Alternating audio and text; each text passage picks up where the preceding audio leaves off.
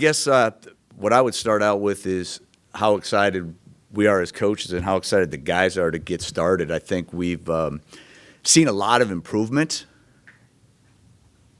but you really don't know what that means until you start to face other people and you recognize what their improvement is.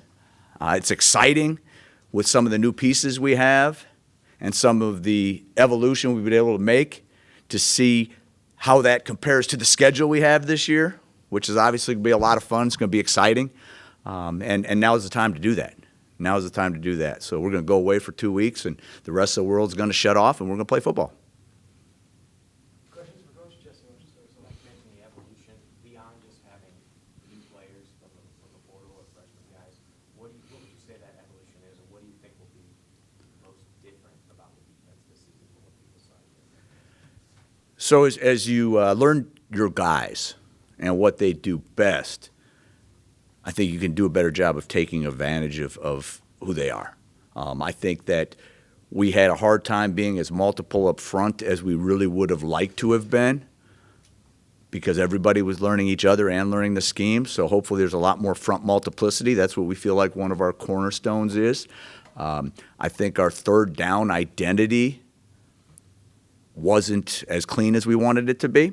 And partially that was, again, that was learning the guys, figuring out what we do best, but also it's the first time installing it, right? You can't do everything. So I think the understanding of our third down identity has really grown. Some of our situational calls have grown because year one, sometimes it's the basics. So there will be some multiplicity, but you're probably going to have to be at a high level to recognize those differences too.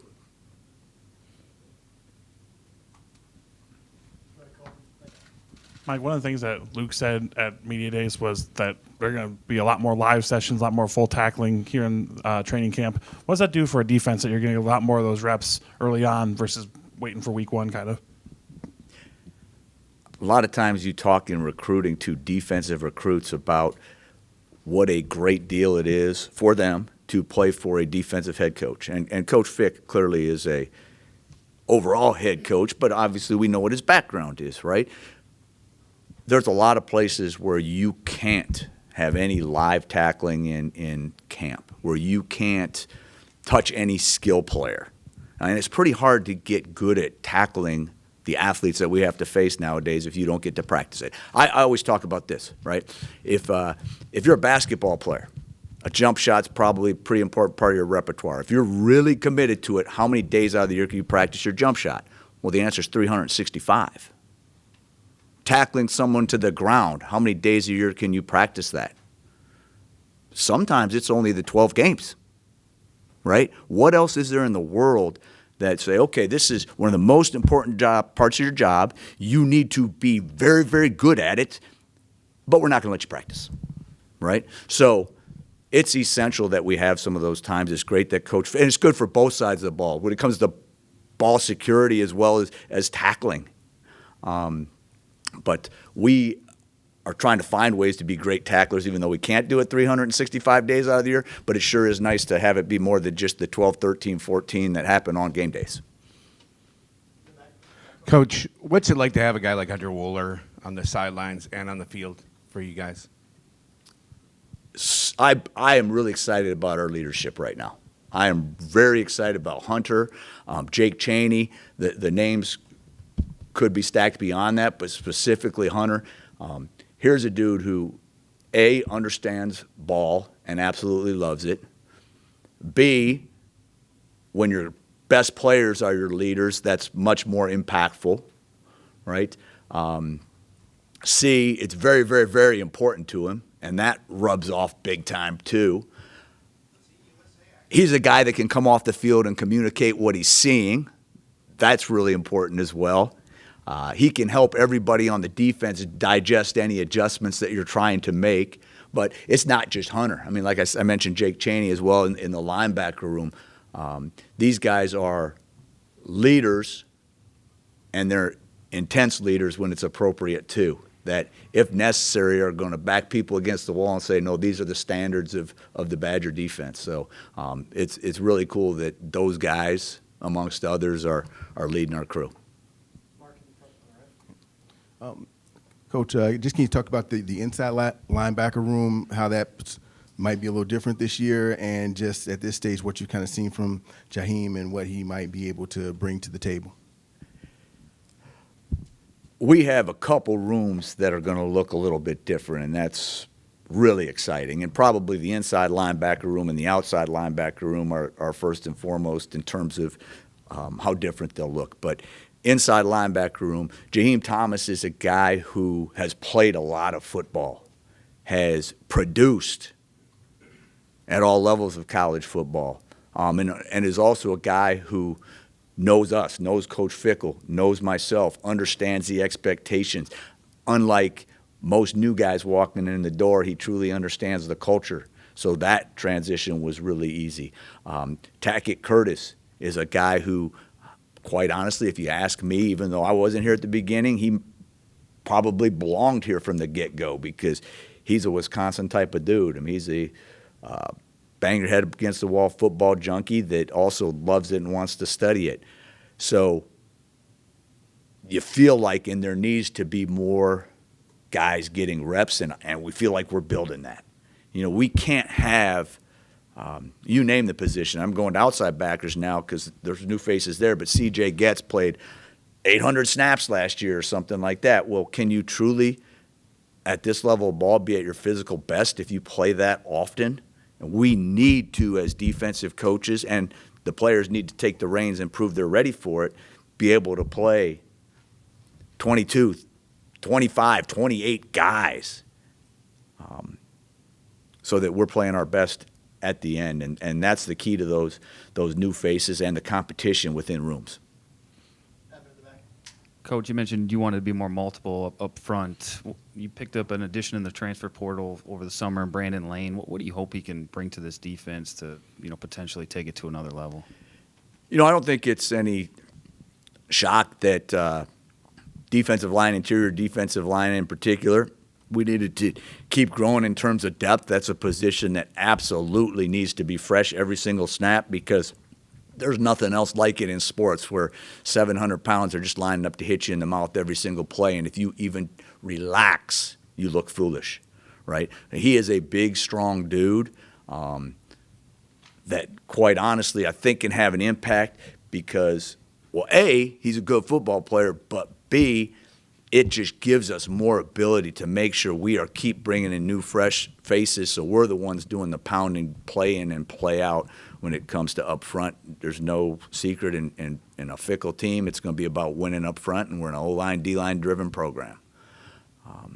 Yeah. Coach, you talked about Hunter's leadership earlier. Can you say the same thing about Ricardo Hallman, especially coming off the shoulder injury this offseason? Yeah, Ricardo is, without question, a phenomenal leader too. And one of the things he does is he's constantly working, and even when it's times that there's no coaches around, you might on a Saturday, one of your few weekends off, roll through, walk by the indoor, and he's out there doing drills by himself or running drills with the defensive backs, and that example of work and that, hey, you have to approach this serious, just being the athlete that you are, doesn't get it done at this level, is big time. And again, when your best players are the leaders, meaning we can show stats that, hey, he led the NCAA in picks last year, and look what he's doing. Maybe there's a correlation, right? You have some testimony there for the other guys. So that's going to be big for us. Mike, one of the things that Luke talked about last week was some of the struggles that the defense had with blitzing last year. Do you feel like you've got more guys that are going to be more proven or more successful blitzers coming into year two with the additions you've made? One of our focus for the spring and also for this fall is affecting the quarterback. Do feel like last year we got into a pattern where the pressure needed to be manufactured a little bit more. I think the work that the defensive line and outside backers have put in will allow us to affect the quarterback more without having to blitz, first of all. And then when that's the case, your blitzes naturally become more impactful when you use them. I will also say, though, the blitz intent and the blitzers have improved as well. With some of the new faces, but also with the work that's put in and the confidence that's grown. Going back to the defensive line, James Thompson Jr., what have you seen from him this offseason that you hope he takes the next step, and what do you kind of look forward to when he's on the field? Yeah, James and Kurt Neal both have taken great leadership and steps forward in terms of their belief and their ability to impact the game, right? James has always been a guy that has the size and strength and works very, very hard. But I think where he's taken the big step is the mindset of, I'm going to be a game changer. I'm going to be disruptive. I am not going to just do my job, but I'm going to impact things out here. Beware when I'm on the field. And that mentality is a critical step up front in particular. So I'm really excited to see that. I think Kurt's taken that same step. I think that do your job is, yeah, that's important, but that's not what we're about. We're football players. Let's go make some things happen. And I think the mindset's there with those guys.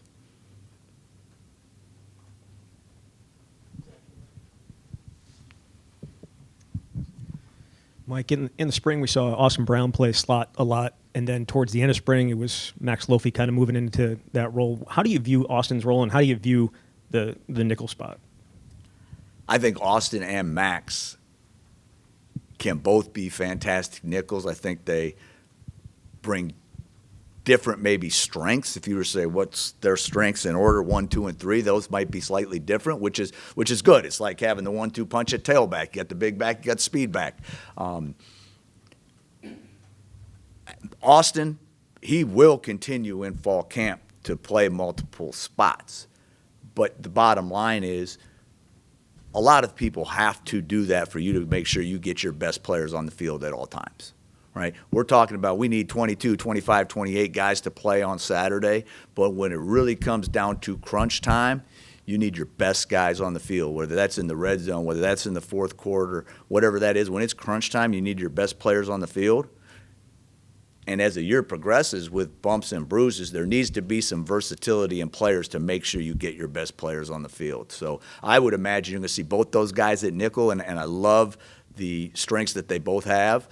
But Austin is definitely a guy that's going to have to practice and be able to play multiple positions.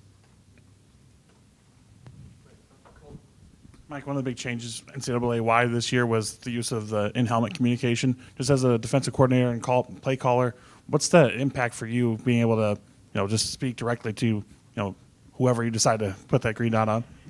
Yeah, it's interesting because as you talk to a lot of NFL players that wear the green dot or NFL coaches, probably the biggest warning you get is the less the better, right? You can't be in these guys' heads as they're trying to play ball. The other big difference in college and pros is, very seldom do you see a huddle. So you cannot rely on giving the call to the Mike backer and then the Mike backer telling the defense. There still has to be signals. So what I really envision that'll be a help is you can give quick reminders of what's the situation, quick reminders of the personnel that they're facing or where the sticks are at. You can give quick situational reminders and make sure that gets echoed across the board, but you can't rely on that for calls because of the tempos that you face in college football. And you certainly can't be in a situation where a guy's focusing on you instead of the guys he's trying to face on the field.